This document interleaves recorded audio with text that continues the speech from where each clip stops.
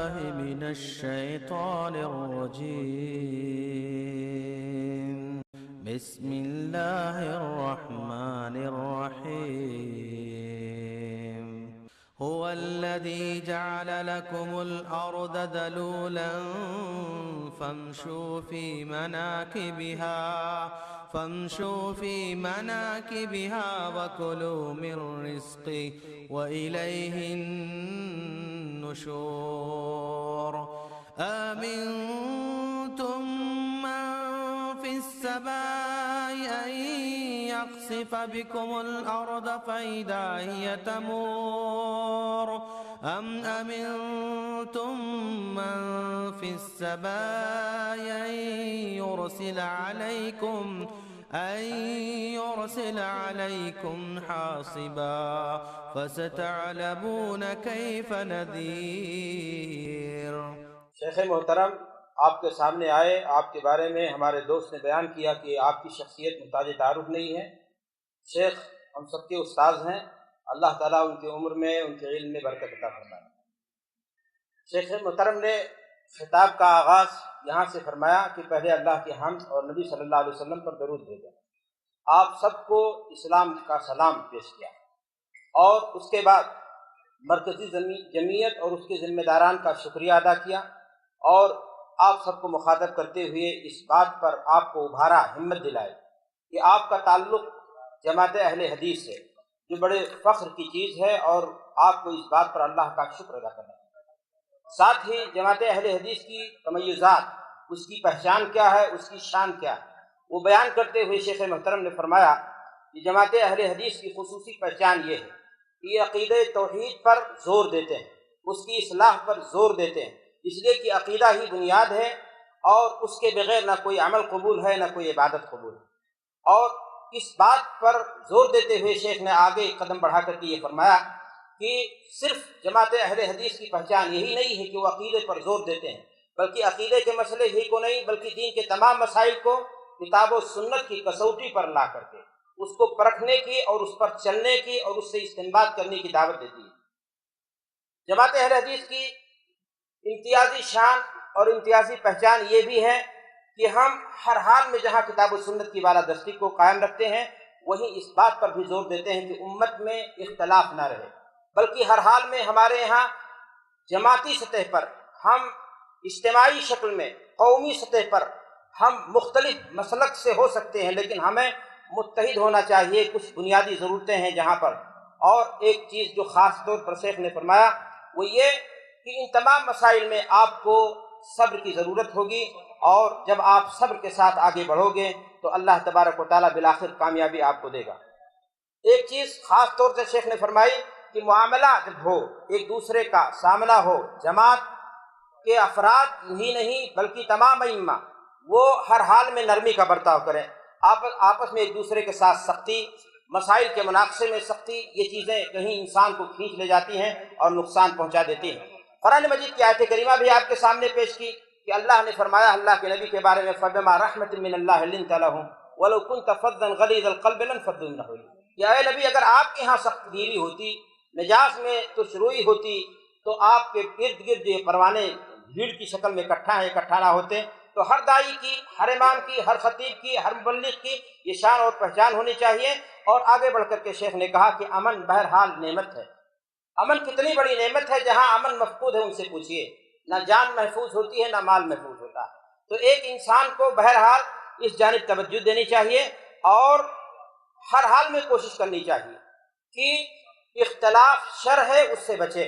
قرآن مجید کی آیت کریمہ آپ کے سامنے پیش کی کہ الذی اطعمهم من جوع وآمنهم من خوف. اگر امن ہی چھین جائے گا تو زندگی ہمارا جینا مشکل ہو جائے گا اور ہمارے مال، جان، عزت و آبرو سب محفوظ نہیں رہ جائے گا. اللہ کے نبی جناب محمد رسول اللہ صلی اللہ علیہ وسلم کی حدیثیں بھی پیش کی، عبداللہ بن مسعود کا قول بھی پیش کیا اس تعلق سے، اور یہ بات زور دیتے ہوئے کہی کہ اہل توحید کو بہرحال اس بات پر زور دینا چاہیے کہ وہ ہر حال میں امت کے اتحاد کی طرف توجہ دیں. شیخ محترم نے یہ بات فرمائی کہ اتحاد کیسے قائم ہوگا؟ انصاف ضروری ہے، عدل ہونا چاہیے، اور اگر عدل نہیں کیا جائے گا، ظلم و جور کا بازار گرم ہوگا تو انصاف نہیں، ظلم و زور کے بازار ہی سے مختلف مسائل جنم دیتے ہیں. اللہ کے رمی جناب محمد رسول اللہ صلی اللہ علیہ وسلم کی احادیث بھی آپ کے سامنے پیش کی، اور شیخ الاسلام ابن تیمیہ رحمہ اللہ کا قول پیش کیا کہ العدل واجب علی کل احد لکل احد، ہر حال میں بہرحال انسان کو اپنے سامنے والے کے ساتھ انصاف برتنا چاہیے۔ اللہ کے نبی کی زندگی انصاف کی جامع تعبیر تھی، اور ایک انسان جب انصاف کرتا ہے، عدل برتتا ہے اپنے مخالف کے ساتھ، اپنوں کے ساتھ تو ہر انسان انصاف کرنے کی کوشش کرتا ہے، لیکن اپنے مخالف کے ساتھ بھی ہر حال میں نبی کی زندگی آپ کے سامنے ہونی چاہیے کہ اللہ کے نبی صلی اللہ علیہ وسلم نے دشمنوں کے ساتھ بھی کس طرح انصاف برتا ہے۔ اور قرآن مجید کی آیت کریمہ بھی آپ کے سامنے پیش کی کہ جب کسی سماج کے اندر، کسی قوم کے اندر انصاف ہوتا ہے تو یہ تقویٰ سے زیادہ قریب چیز ہوتی ہے، اس لیے کہ جب تک انسان کے ہاں تقویٰ نہیں ہے، پولیس کا ڈنڈا، قانون کا خوف انسان کو جرائم سے نہیں روکتا ہے۔ جب انسان کے ہاں تقویٰ پیدا ہو جاتا ہے، انصاف آتا ہے، تو وہ از خود جرائم سے رکتا ہے۔ شیخ محترم نے اس بات پر خصوصیت کے ساتھ زور دیا کہ میں ایک ایسے اسلامی ملک سے تعلق رکھتا ہوں فخر کے ساتھ جہاں توحید قائم ہے، جہاں اسلامی قانون اور اسلامی نظام قائم ہے، جہاں کتاب و سنت کی بالادستی قائم ہے، جہاں کے علماء، جہاں کے مشائخ، جہاں کے مفتیان دہشت گردی کے خلاف فتوے آج نہیں، جب سے دہشت گردی وجود میں آئی اس سے پہلے اسلام کا جو اصول ہے، اہل سنت کے جو دستور ہیں، ان کی روشنی میں اس چیز کو واضح کیا ہے۔ اور مذہب اسلام